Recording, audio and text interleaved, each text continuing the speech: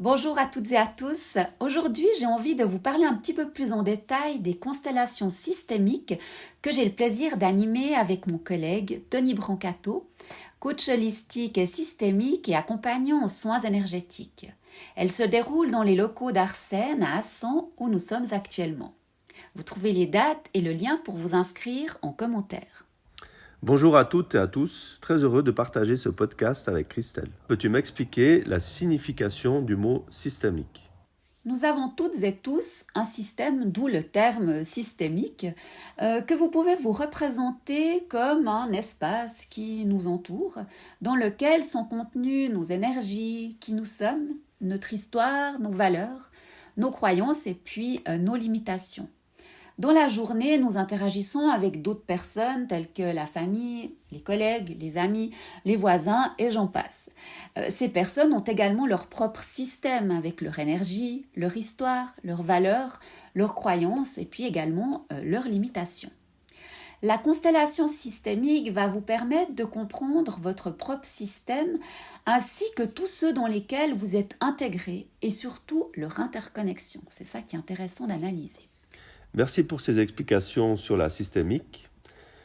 Je commence à me faire une petite idée, mais pourrais-tu m'en dire un peu plus ? Une constellation systémique est à imaginer comme une mini-représentation en grandeur nature, dans l'espace et dans le temps, d'une situation, d'un problème ou d'une décision à prendre. Alors, sa particularité est de privilégier les savoirs tacites. Je parle par là de savoir implicite ou de savoir d'expérience. Comme on peut le décrire, ce qu'on sait, mais sans vraiment savoir qu'on le sait. Le but est de permettre à tous ceux qui la composent d'assumer ses propres responsabilités et puis surtout de trouver sa juste place grâce à la mise en lumière d'événements ou d'implications qui peuvent être oubliées ou tout simplement cachées.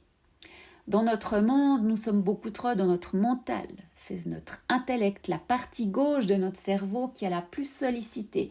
Celle qui analyse, planifie et fixe des objectifs. L'avantage d'une constellation systémique, c'est que nous allons faire appel aussi à la partie droite de notre cerveau, ô combien importante, celle qui sait sensoriellement plutôt qu'intellectuellement. Je parle là de l'intuition, de la créativité, de l'imagination, des pensées et puis bien évidemment des émotions. Est-ce que toutes les problématiques peuvent être abordées au travers d'une constellation systémique ?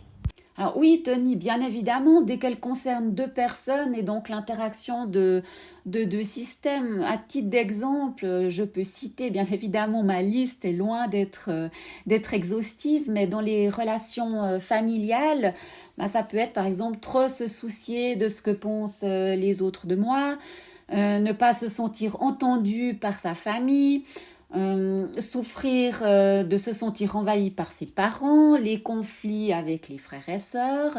Ça peut aussi avoir des difficultés à créer le lien avec ses enfants. Et puis aussi rencontrer, ça peut arriver, des difficultés avec sa belle famille, puis ne pas arriver à entrer en relation avec elle. Concernant les situations amoureuses, ça peut être par exemple de ne pas arriver à dire non, de ne pas arriver à fixer ses limites avec ses partenaires, de vouloir mettre fin à une relation amoureuse mais ne pas savoir comment faire. Et puis, il y aurait aussi souffrir d'une ancienne rupture d'il y a des années et puis qui a toujours des conséquences dans notre vie actuelle. Et puis, imaginez que vous avez le sentiment d'attirer que des gens qui ne veulent pas avoir de relations sérieuses. Ça peut aussi être traité en constellation systémique. Et puis, si je prends les relations de travail, bien évidemment, être en conflit avec son responsable ou ses collègues. Et puis, répéter ce schéma de poste en poste. Manquer de stabilité, ne jamais rester longtemps auprès du même employeur. Rencontrer des difficultés à parler de soi, de son travail, à se valoriser, se sentir perdu dans sa vie professionnelle, avoir l'impression de ne pas être capable de s'exprimer. Qu'est-ce que je peux encore vous dire ? Oui, alors au niveau des études, ça pourrait être par exemple, on veut se lancer, on débute une nouvelle formation, mais on n'arrive pas à se mettre en action, on sent qu'il y a quelque chose qui bloque, on n'arrive plus à se motiver dans ses études. Et ça peut être également, par exemple, des difficultés à gérer son argent. Mais voilà, toute autre situation peut également intervenir en constellation systémique. Merci pour toutes ces informations. Et maintenant, pourrais-tu me dire comment se déroule une constellation systémique? Il y a plusieurs étapes dans une constellation systémique. La première consiste dans la clarification de l'objectif de la personne constellée. Je vais vous donner un exemple, quelqu'un qui arrive avec comme problématique je ne m'entends pas avec ma collègue.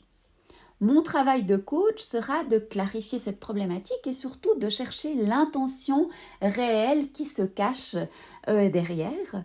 Et puis cette partie-là se déroule uniquement en tête-à-tête afin de garantir la confidentialité. En effet, il n'y a pas tout le monde qui est enclin à partager sa vie devant un groupe. La deuxième étape porte sur le choix des représentants, là qui incombe uniquement à la personne constellée. Elle va se laisser guider par son intuition pour choisir qui prêtera son corps et sa sensibilité pour représenter chaque pièce de son puzzle. Donc à tout tour de rôle, elle va les tenir par les épaules et puis les guider au sein de l'espace qui aura été défini à la place qui doit être la leur. Dans cette étape, nous ne sommes pas dans du rationnel. En effet, c'est l'instinct qui fait son travail. À la fin de cette étape, chaque représentant se retrouve debout quelque part, regardant dans une certaine direction. Et puis la personne constellée est alors dans une posture d'observatrice face à la constellation qu'elle a dessinée. Ensuite, à tour de rôle, je vais interroger les représentants.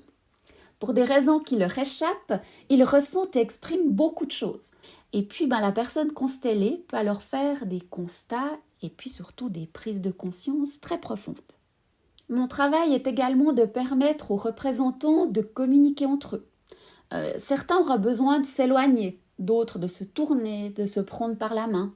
Lors de chaque changement, des constats sont faits, toujours par la personne constellée.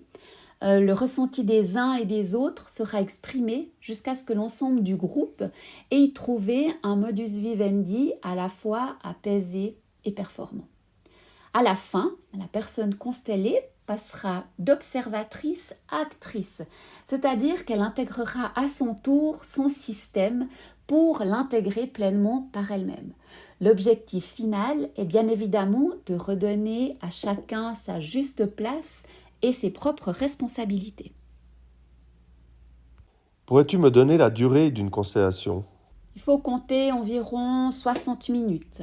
L'idée est de permettre à chaque personne qui participe à nos ateliers de vivre sa propre constellation, d'où la création de petits groupes de 4-5 personnes.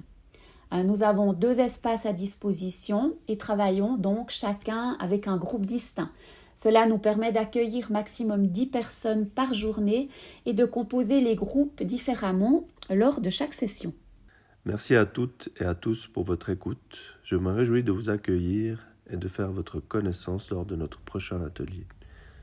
Pour les personnes qui souhaitent plus d'informations ou me contacter, vous trouvez le lien de mon site internet dans le commentaire. Un grand merci à toutes et à tous pour votre écoute. J'espère que ce podcast vous aura intéressé et surtout vous aura donné l'envie de nous rejoindre lors de ces constellations systémiques. Vous trouvez toutes les informations en bas du post. Et puis sinon, si vous souhaitez me contacter en direct, mon cabinet est l'Atelier de Soi à Échalon. Je vous souhaite une très très belle journée et puis au plaisir de faire votre connaissance.